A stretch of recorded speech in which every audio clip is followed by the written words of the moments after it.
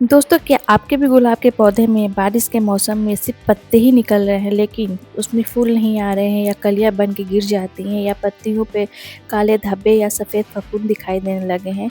अगर आपका जवाब हाँ है तो आज का यह वीडियो आपके लिए है। दोस्तों, मैं आज आपको ऐसी जानकारी देने वाली हूँ जैसे कि आपके भी पौधे में इस तरीके से भर भर के फूल आ सकते हैं। तो दोस्तों, इस वीडियो में हम आपको बताने वाले हैं कि मानसून में गुलाब की सही देखभाल हम कैसे करेंगे, सही खाद उसको कैसे देना है, कौन सा केमिकल फर्टिलाइज़र सबसे अच्छा होता है, कितना उसको धूप चाहिए, कितनी मात्रा में पानी उसको देना है, फंगस अगर लग जाए तो उसको कैसे बचाना है, और क्या करें कि आपके गुलाब के पौधे फूलों से भर जाए। नमस्कार दोस्तों, स्वागत है आपका पारी टेरेस गार्डन में। अगर आप नए हैं तो प्लीज़ मेरे चैनल को जरूर सब्सक्राइब करिएगा और इस वीडियो को लाइक शेयर कमेंट करना ना भूलिएगा। तो बिना देर के हम वीडियो स्टार्ट करते हैं। दोस्तों, जैसे कि हमें पता है कि मानसून स्टार्ट हो चुका है, तो ये सबसे बेहतर समय होता है हमारे पौधों के लिए। तो अगर आपके भी गुलाब के पौधों में फूल नहीं आ रहे हैं तो आप ये वीडियो लास्ट तक ज़रूर देखिएगा, क्योंकि मैं इसमें एक जानकारी आपको देने वाली हूँ जिससे कि आप भी अपने गुलाब के पौधे में इस तरीके से भर भर के फ्लावरिंग पा सकते हैं, वो भी बड़े साइज में। दोस्तों, बरसात का मौसम गुलाब के लिए एक तरीके से चुनौती भी होता है और एक तरीके से वरदान भी होता है। अगर हम बरसात में का सही तरीके से गुलाब की केयर कर पाएंगे तो इस तरीके से भर भर के फ्लावरिंग हम पा पाएंगे। लेकिन इसमें बहुत सारी चीज़ें भी आती हैं जिससे कि बहुत सारे में पौधों के साथ दिक्कत आने लगती है बरसात में, जिससे कि हमारा पौधा अच्छा खासा ख़राब भी होने लगता है, कभी कभी तो ये सूख भी जाता है। अगर इस मौसम में सही देखभाल कर ली जाए तो अगस्त से लेकर सर्दियों तक ले गुलाब का फूल जो होता है ना, शानदार लगातार फ्लावरिंग करते ही जाता है।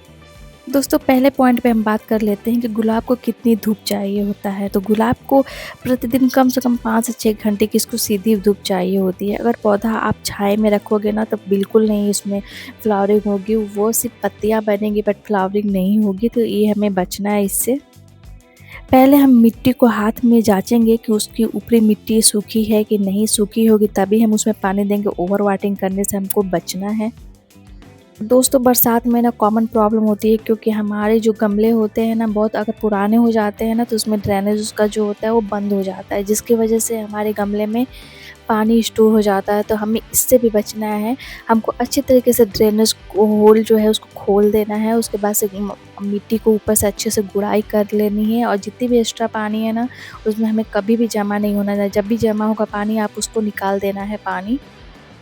दोस्तों, हमें ध्यान देना है कि बरसात में हमें बिल्कुल प्रूनिंग नहीं करनी है। अगर हो सके तो आप हल्की-फुल्की पिंचिंग कर सकते हैं, बट प्रूनिंग इसमें हार्ड प्रूनिंग बिल्कुल नहीं करना है। हार्ड प्रूनिंग करने का समय होता है हमारा फरवरी-मार्च में होता है, तो उस समय हमें हार्ड प्रूनिंग कर लेनी चाहिए। इस समय हमें बचना है। दोस्तों, सबसे पहले हमें क्या करना है ना कि हमारे ब्रांचेस में जितने भी सूखे फूल हैं ना पहले उसको हमको हटा लेना है। जितने भी डेड ब्रांचेस हैं ना उसको हमें कट करके हटा लेना है, और उसके बाद से हमें जो पीली पत्तियां हैं उन्हें हटा लेना। मतलब पूरी तरीके से हमको जितने भी इसमें ख़राब सूखे पत्ते वगैरह जो भी हैं उसको हटा के एकदम फ्रेश हमें पौधा बना लेना है।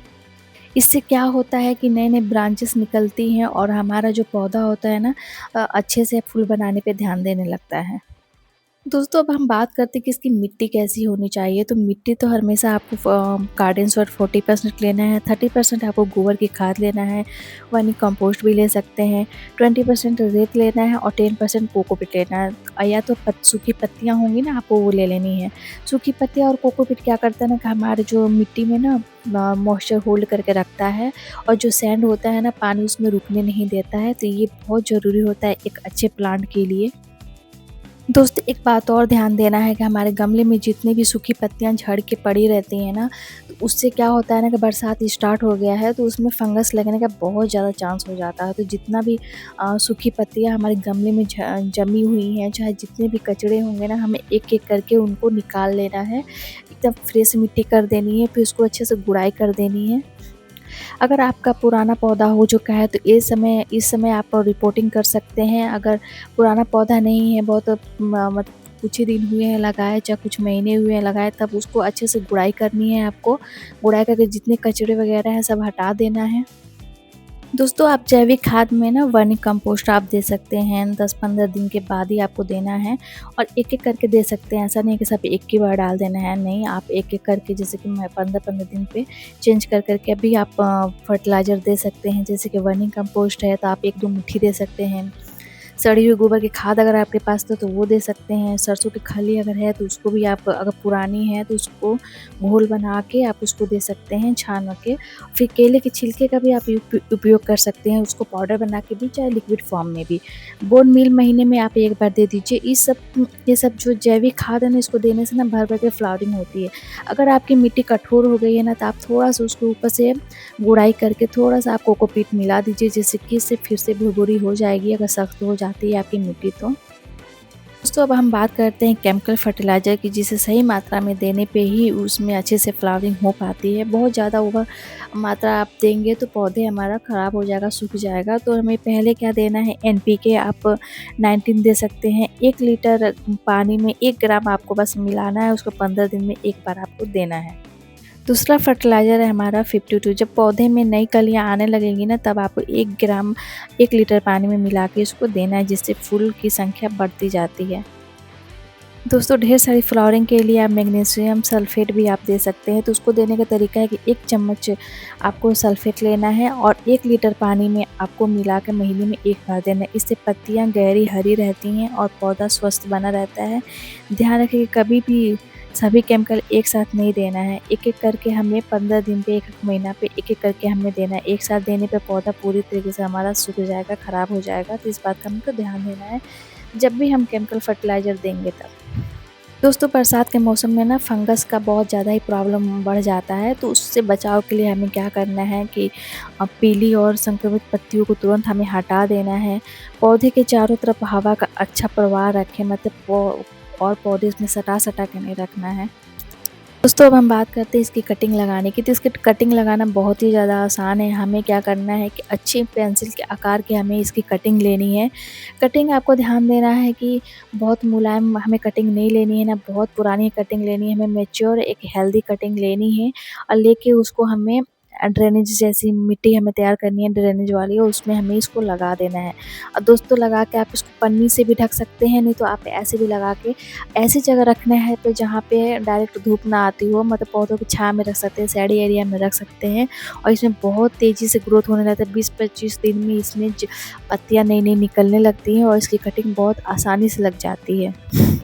दोस्तों मानसून आ गया है और इस मौसम में कटिंग लगाना बहुत ही ज़्यादा अच्छा माना जाता है। बहुत तेज़ी से इसमें जो कटिंग होती है ना, वो बहुत तेज़ी से जड़ पकड़ लेती हैं। तो इस समय आप गुलाब की कटिंग भी लगा सकते हैं। दोस्तों गुलाब की बहुत सारी वैरायटियाँ होती हैं, ये तो जो आपको पसंद आए वो आप लगा सकते हैं। देसी गुलाब भी होते हैं और आपको हाइब्रिड वाले भी गुलाब होते हैं, बहुत बड़े-बड़े आकार वाले भी गुलाब होते हैं। कभी-कभी क्या होता है ना कि बड़े-बड़े आकार वाले जो गुलाब होते हैं ना, वो अगर सही से देखभाल नहीं करेंगे ना, तो फिर उतने बड़े आकार के गुलाब नहीं बना पाते हैं, वो छोटे-छोटे होने लगते हैं। तो हमें उसको अच्छे से केयर करना है। दोस्तों इस मौसम में पौधों पे कीड़े-वड़े लगना बहुत आम बात है, मतलब एफिड, मीलीबग ये सारे लग जाते हैं। तो इस समय हमें क्या करना है, नीम ऑयल का स्प्रे करते रहना है। दोस्तों कटिंग लगाते समय हमें ये ज़रूर ध्यान देना है कि उसमें जितनी पत्तियाँ उसको रिमूव कर देंगे और नीचे से हमेशा हमें तिरछा कट लगाना है, सीधे कट नहीं लगाना है। तिरछा कट लगा के एलोवेरा जेल लगा के फिर आप उसको मिट्टी में दबा देंगे। ध्यान रखना है कि 2-3 इंच गहरा उसमें दबाना है और उसमें 2-3 नोड होना ही चाहिए, तब जाके आपकी कटिंग अच्छे से चल पाएगी। दोस्तों अब हम बात करते हैं रिपोर्टिंग की, यानी कि अब हमारे जो गमले रूट बाउंड हो चुके हैं तो उसको कैसे रिपोर्ट करना है। तो दोस्तों ये सबसे बढ़िया समय होता है रिपोर्टिंग करने का, क्योंकि इस समय जड़ें बहुत तेज़ी से अच्छे से पकड़ लेती हैं, अच्छे से पौधों की ग्रोथ होती है, इसलिए हमें अच्छे से रिपोर्टिंग इस समय हम कर सकते हैं। दोस्तों रिपोर्टिंग करने के बाद हमें ये भी ध्यान देना है कि बहुत लगातार अगर बारिश हो रही है ना, तो हमको उसमें डायरेक्ट हमें नहीं रखना है, क्योंकि बहुत लगातार कई दिनों तक 2-3 दिन तक लगातार बारिश हो रही है, तो उसमें जड़ें हमारी डिस्टर्ब हो सकती हैं, ख़राब हो सकती है, तो पौधा भी ख़राब हो जाएगा। इसलिए अगर 1-2 घंटे की बरसात होकर फिर रह गई है, तब तो ठीक है, आप उसको रहने दे सकते हैं, रिपोर्टिंग कर सकते हैं उस समय। दोस्तों इन सब बातों का ध्यान रख के आप अपने भी गुलाब में भर-भर के फूल ला सकते हैं। दोस्तों अगर मानसून में सिर्फ ये कुछ नियम आप फॉलो करते हैं, तो आपके भी गुलाब में भर-भर के फ्लावरिंग होगी। दोस्तों वीडियो अच्छी लगे तो प्लीज़ वीडियो को ज़रूर लाइक करें, शेयर करें या कमेंट करना ना भूलें, या कमेंट करके ज़रूर बताइए कि आपके पास कौन सा गुलाब है। सब्सक्राइब करना ना भूलिएगा। मिलते हैं अगले वीडियो में। Happy garden.